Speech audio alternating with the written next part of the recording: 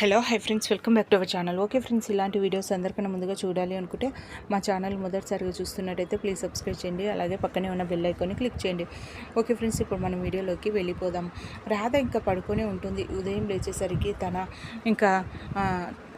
తన మంగళసూత్రము ఇంకా పెరిగిపోవడంతో ఒక్కసారిగా షాక్ అవుతుంది. అదేంటి, నా మంగళసూత్రము ఇంకా పెరిగిపోయింది ఏంటి, అలా ఎలా జరుగుతుంది ఇంకా అనేసి చాలా దిగులు పడుతూ ఇంకా తులసి కోట దగ్గరికి వెళ్ళి పూజ చేద్దాము అనేసరికి తులసి కోట కూడా ఇంకా నిద్రపోయి ఉంటుంది. దాంతో అదేంటి ఆకులన్నీ నిద్రపోయాయేంటి అనేసి చాలా కంగారు పడిపోతూ ఉంటే ఇంకా అటువైపు నుండి ఒక సోదమ్మ వెళ్తూ ఉంటుంది.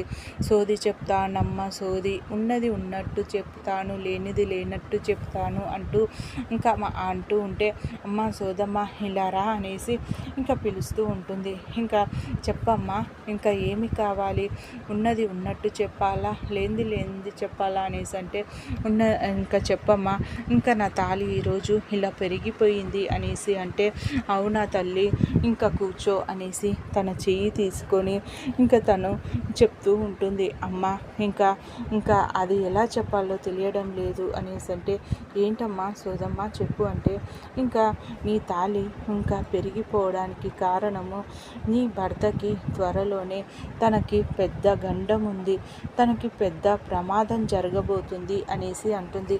ఆ మాట విన్న రాధ ఒక్కసారిగా షాక్ అయిపోయి, ఏమంటున్నావు సోదమ్మ, నీవు చెప్పేది ఏంటి అంటే, నిజం తల్లి, నీ చేతి రాతలో ఇప్పుడు అలా కనిపిస్తూ ఉంది, త్వరలో నీ భర్తకి పెద్ద ప్రమాదం జరగనుంది అనేసి అంటే, ఇంకా అవునా, ఇప్పుడు ఆ ప్రమాదం ఎలా వస్తుంది అంటే, అది ఏ రూపకంగా అయినా రావచ్చు తల్లి, కానీ ప్రమాదం మాత్రం ఖచ్చితంగా జరుగుతుంది అంటే, ఇంకా సోదమ్మ ఆ ప్రమాదం జరగకుండా ఏం చెయ్యమంటావు, ఎలా ఆపమంటావు అంటే, ఇంకా అదంతా నీ చేతుల్లోనే ఉందమ్మా.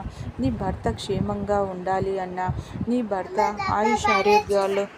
ఆయుష ఆరోగ్యాలతో ఉండాలి అన్నా అంత నీ చేతుల్లోనే ఉంది అంటే, చెప్పమ్మా, ఎంత కష్టమైనా సరే నేను చేస్తాను, చెప్పమ్మా సోదమ్మ ఏం చెయ్యమంటావు అనేసి అంటే, అమ్మ ఇంకా ప్రతి శుక్రవారం రోజు ఇంకా అమ్మవారి గుడికి వెళ్ళి అక్కడ ఇంకా నిమ్మకాయలని కట్ చేసి ఇంకా అందులో నువ్వుల నూనె పోసి ఇంకా దీపాలు వెలిగించాలి. అలాగే ఇంకా అమ్మవారికి ఇష్టమైన ప్రసాదం తీసుకువెళ్ళి నైవేద్యంగా పెట్టి, అలాగే ఇంకా 101 సుట్లు ఇంకా ప్రతి శుక్రవారం రోజు తిరిగేసి ఇంటికి రావాలి. నీ మంగళ్యం ఇంకా బాగుండాలనేసి, నీ పసుపు కుంకుమాలు చల్లగా ఉండాలనేసి అమ్మవారిని వేడుకొని ఇంకా ఇంటికి తిరిగి రావాలి ఇంకా అనేసి అంటే, సరే అమ్మ అనేసి ఇంకా ఇలా ఇంకా 21 వారాలు చేయాల్సి ఉంటుంది. ఏ వారం కూడా ఇంకా తప్పిపోకుండా ఖచ్చితంగా పాటించాలి. అప్పుడే నీ మాంగళ్యం బాగుంటుంది, నీ భర్త ప్రాణాలకి ఎలాంటి ఆపద ఉండదు అనేసి అంటే, సరే అమ్మ, నువ్వు చెప్పినట్టుగా ఖచ్చితంగా చేస్తాను అనేసి అంటుంది. ఇంకా సోదమ్మ చెప్పేసి వెళ్ళిపోతూ ఉంటే దమయంతి ఆ మాటలు వినేసి ఒక్కసారిగా షాక్ అయిపోయి, ఇంకా భర్త ప్రాణాలకి ప్రమాదం ఉందా, ఆ భర్త ప్రాణాలని కాపాడుకోవాలా, ఎలా పూజ చేస్తావో నేను కూడా చూస్తాను అనేసి దమయంతి అనుకొని ఇంకా ఆ పూజని ఎలా అయినా సరే ఆపేసేయాలి. ఖచ్చితంగా 21 వారాలు చేయమంటుంది కదా సోదమ్మ, ఆ పూజ జరగకుండా చూడాలి అనేసి ఇంకా దమయంతి మనసులో అనుకుంటుంది. ఇంకా శుక్రవారం ఇంకా రేపే, ఇంకా ఖచ్చితంగా రేపు వెళ్ళి పూజ చేయాలి అనేసి అనుకుంటూ ఉండగా ఇంకా త్వరగా రెడీ అయిపోతుంది. ఇంకా సునంద, ఎక్కడికి వెళ్తున్నావమ్మా అనేసి అడిగితే, ఇంకా అత్తయ్య గారికి చెప్తే ఈ విషయము చాలా బాధపడతారు, ఇంకా విక్రమ్ గారికి ప్రమాదం ఉందంటే అసలు తట్టుకోలేరు, ఈ విషయం ఎవరితో చెప్పకూడదు, ఇంట్లో వాళ్ళకి ఎవరికి చెప్పకుండా నేను మాత్రమే వెళ్ళి ఈ పూజని ఇంకా పూర్తి చేయాలి, ఎవ్వరికి ఇంట్లో వాళ్ళకి ఎవ్వరికి తెలియకుండా చేయాలి అనేసి. ఇంకా ఏమీ లేదు అత్తయ్య గారు, కాస్త అలా బయటికి వెళ్ళేసి వస్తాను అనేసి ఇంకా వెళ్తూ ఉంటుంది. ఇంకా సరే అనేసి పూజ చేస్తూ ఉంటుంది. పూజ చేసేసి ఇంకా తిరిగి వస్తూ ఉండగా ఇంకా రాధకి ఒక ఆటో వచ్చి తనకి తగలడంతో ఇంకా తనకి పెద్ద గాయాలు అవుతాయి. దాంతో చుట్టుపక్కల వాళ్ళంతా రాధని హాస్పిటల్లో జాయిన్ చేస్తారు. ఇంకా హాస్పిటల్లో జాయిన్ చేసిన తర్వాత కాస్త డాక్టర్ గారు తనని కాస్త రెస్ట్ తీసుకోవాలని చెప్తారు. ఇంకా ఎక్కడికి కదలకూడదని, ఒక 2-3 వారాలు ఇంట్లోనే బెడ్ మీదే ఉండాలనేసి చెప్పడంతో ఇంకా రాధ ఇంకా షాక్ అవుతుంది.